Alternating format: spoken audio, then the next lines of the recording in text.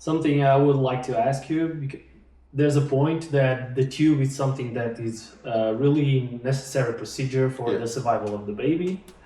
Okay, so but there's a point when is it the starts to become an obstacle for to the oral feeding. I know every child is different, which is has a different medical background, different conditions. But when do you think it starts to become an obstacle to oral feeding due to there's no reason for to the child is not eating orally or not having the bottle or even to starting purees depending on the stage the baby is. But when do you think it's start to become more a challenge because of the tubal then is doing more better than good? Yeah. Okay, so it is an obstacle even when it's medical necessary and when there's no way around this. It's still an obstacle. So we have to be aware that it is necessary, it can't prevent it, and there's no question about that. So the baby needs that at this time because it's very early or because the heart situation is very unstable. But still then it makes it extra hard to swallow because you have this tube in your nose and it goes all the way down, and it's harder to swallow or to organize or to breastfeed. And even with the G tube, where you don't have the tube in the nose going down, the tube is coming by a plan and not as you demanded. So it basically interrupts with your routine because you eat when you're hungry or thirsty or when you have time to do that, and that would be food is coming every 4 hours in the same amounts by a fixed schedule, which is not as following the demand of the child. So we have to be aware of that. It's not that we have to say we have to pull the tube because it's the optical, but we have to be aware of that, and we have to tell parents we do that. It's necessary, but it can have the side effect that your baby may not no longer interested in sucking, that your baby may be no longer interested in food, and that it can take a while for your baby or your child to get this interest again. So it starts to become a real problem when all the feeding is gone.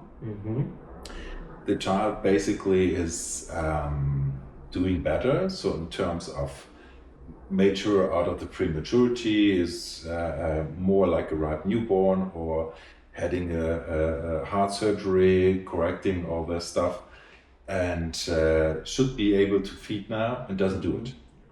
So then we know, okay, there's a problem. And right now it's hard to predict which child will develop a food aversion, not being interested, or being a happy eater. Some kids you would expect that they would develop a food aversion, and they don't. And some kids you would expect them to be happy, healthy eaters, and they don't.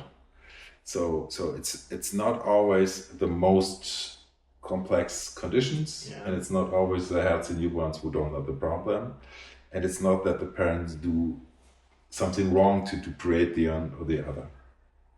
But and it is an obstacle from the beginning, and so if we could want to do something better, we would try to make it at least the least obstacle as possible. That means that we have an eye on the weight gain, but don't push it too far that the kids basically feel sick all the time. Like when you're constantly overfed, you feel sick. Yeah. So that we say like, yeah, we need a moderate weight gain here, but we don't push it too far, so that the kid at the end is vomiting all the time because that doesn't help. So there's a lot we can do to improve before we do wean. And the good news would be that I believe if we would work more preventive, there would be less to do for us. True. That's which is good news. Which is good news, yeah. So classifying this, when do you classify as a feeding tube disorder? When the child doesn't follow their needs anymore. So what we sometimes do is just for seeing what the child is doing there, we would reduce one meal time.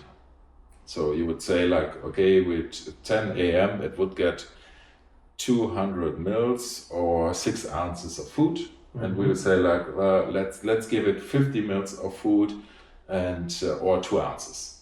So which is like really like going on just for one meal time. So at 10 a.m. we don't get the meal time. And now we would expect, if the kid is not feeding tube dependent, that the kid at not at 10 but at 11 gets a little bit irritated. At 11:30 it's already like, okay, I'm getting a little bit more irritated. And at 12 we would not even expect that it gets very fussy, but we would expect it to show an improvement in intake. So for kids with feeding tube dependency, we sometimes see this irritation too. But then at 12 a.m. the kids are still not want to eat. Then you know, okay, we need a little bit more than just making the kids hungry, because making the kids hungry is not really the best solution. No, it's and it's not very complex. So it's not rocket science to reduce feeds or something. That it needs a little bit more to that. So, and if it's just like you see, like, okay, we reduce the feeds, and the kids already gone through that, it will need a basic wean with some guidance, but not that much effort. It could be easy then.